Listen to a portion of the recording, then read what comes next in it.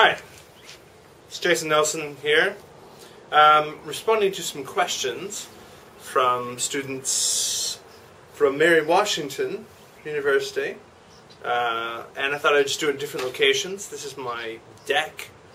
This is my sort of backyard out here.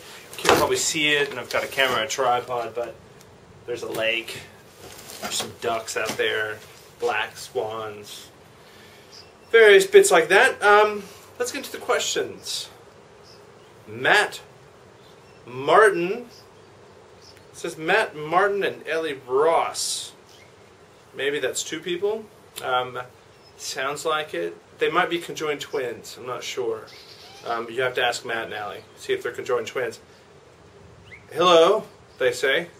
We have a question about game, and again game, and I made this. You play this for enemies, which we played in our electronic literature class. What was the purpose of the kind of language you used and the way you spoke/wrote? Language typically is used to communicate. A lot of people use it. Animals, some animals use it. It's been used for a long time. I'm not sure if people in Mary Washington use language or not, but typically it's used to convey ideas and to have greetings, avoid being eaten. I am so sorry. I'm being really sarcastic, aren't I? Matt Alley. I'm going to call you guys Matt Alley since you're conjoined twins.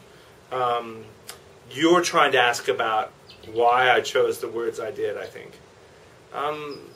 Admittedly, with electronic literature, language is always a bit truncated, usually maybe abbreviated.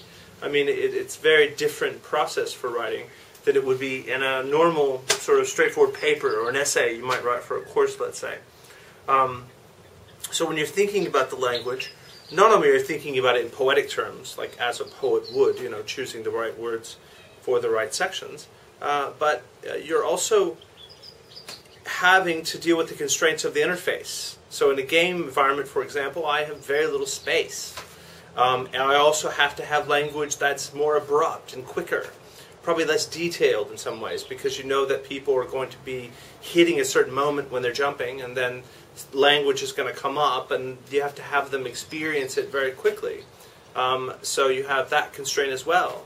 Additionally, you know, a lot of the language that was chosen had to do with the overall theme, you know, the idea that they're inside of a game environment. So obviously the language would reflect each of the levels. And, you know, game, and again game, I think has a lot less language than I made this, you play this, where enemies, and the language that's in game, and again game, it's more isolated in small chunks. So they become like little stanzas, let's say.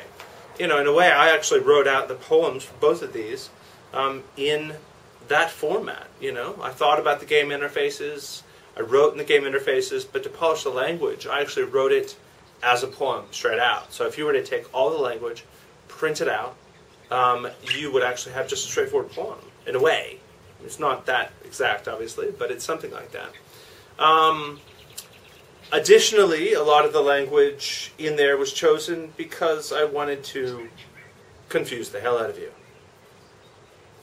Alright, thank you, conjoined twins, Matt and Allie. I'm going to turn this off now and do another one in a minute.